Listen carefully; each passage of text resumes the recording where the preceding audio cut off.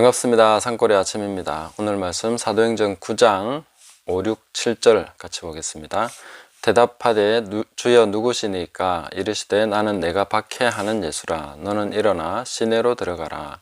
내가 행할 것을 내게 이를 자가 있느니라 하시니 같이 가던 사람들은 소리만 듣고 아무도 보지 못하여 말을 못하고 서 있더라. 아멘. 자, 이 사울 시절에 사도 바울이 다메섹으로 가다가 예수님을 만나는 장면입니다. 여기에는 하나님께서 어떻게 일하시는가, 그 일하는 방식에 대한 굉장히 중요한 그런 하나의 모델이 들어 있습니다. 이것을 우리가 깨닫고 앞으로 하나님이 하시는 일의 방식을 이해하고 또 하나님이 이끄시고 이루어 가시는 그런 사역에서 오해 없이 또 바람직한 방향, 성경적인 방향으로 함께 협력하면서 갈 수 있기를 바라는 마음으로 이 말씀을 전합니다. 자, 나는 내가 박해하는 예수라 이렇게 말씀하시면서 직접 나타나시고 직접 말씀하시는 그런 대목입니다. 예수님이 직접 나타나셔서 말씀하시는데 그 예수님께서 어떻게 일하시는가 하면 모든 것을 다 해주시지 않는다는 거죠. 자, 이 부분이 상당히 중요합니다. 우리는 여기서 질문을 해야 됩니다. 왜 예수님께서 다 해주시지 않는가 하는 거죠. 예수님은 일어나 시내로 들어가라. 네가 행할 것을 내게 이를 자가 있다. 이렇게 말씀해 주십니다. 신기한 일이죠. 아나니아라는 제자를 또 불러서 말을 하라고, 얘기하라고 그렇게 지시를 하시면서 두 사람을 만나게 하시는 거죠. 자, 이런 대목들을 우리가 사도행전에서는 종종 볼 수 있는 대목입니다. 고넬료가 천사를 만났습니다. 그리고 사도 바울은 환상을 보고 성령의 음성을 듣고 보내심을 받습니다. 그리고 고넬료를 만나게 되는 것이죠. 에디오피아 네시가 성경을 읽고 있습니다. 너무 궁금해서 미치겠는데 아무도 가르쳐주는 사람이 없습니다. 성령님이 빌립을 부르셔서 만나게 하십니다. 이런 식이라는 거죠. 자, 사도행전에서 일어나고 있는 일들을 우리가 잘 보셔야 됩니다. 주님이 직접 나타나셨는데 전부 다 해주지 않고 누구를 만나라, 또 누구는 또 불러서 이 사람 만나라, 계속 그렇게 연결되고 있는 이런 장면들을 사도행전에서 아주 주의 깊게 보실 필요가 있습니다. 그리고 그런 일을 엮어가는 데 있어서 어떤 경우는 천사가 그렇게 하기도 하고 어떤 경우는 성령님이 하시고 어떤 경우는 예수님이 직접 나타나셔 하시고 이런 다양한 방법을 통해서 만남들을 주선하시고 만남을 통해서 일이 이루어지게 하신다 하는 것입니다. 우리는 천국을 직접 방문을 한다든지 예수님이 직접 방문하셔서 만나 주셨다든지 이렇게 하면 그 사람이 모든 것이 충분하리라고 생각해버리는 경향이 있습니다. 그리고 예수님을 만났으니까 만나는 사람도 주님께 들은 모든 것이 다 이제 이걸로 충분하다라고 생각하기 쉽습니다. 그러나 주님께서는 그리스도의 몸된 교회를 그렇게 의도하시지 않았다 하는 것입니다. 한 사람이 모든 것을 다 할 수 있도록 하시지 않습니다.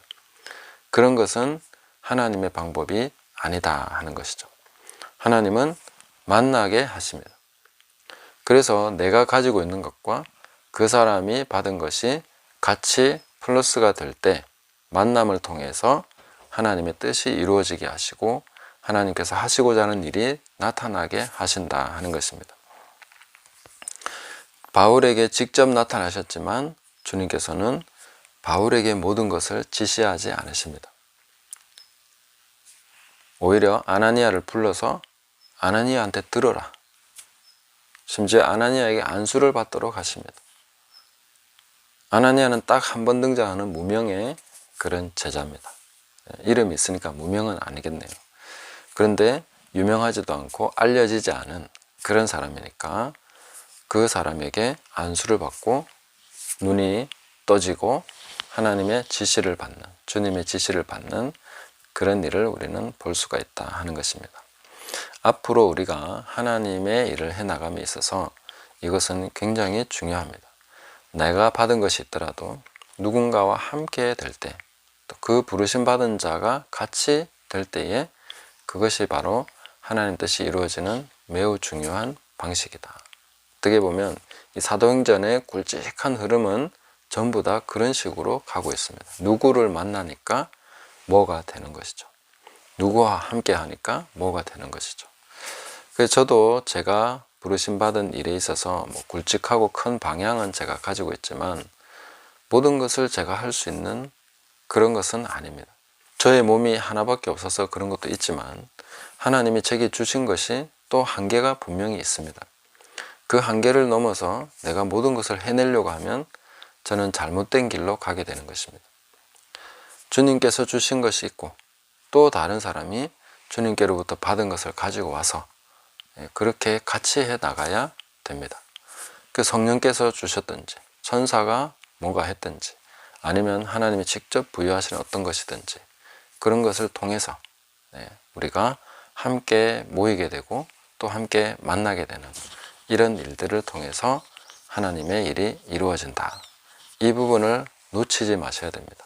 앞으로 이런 일들이 계속 전개가 돼 나갈 것입니다.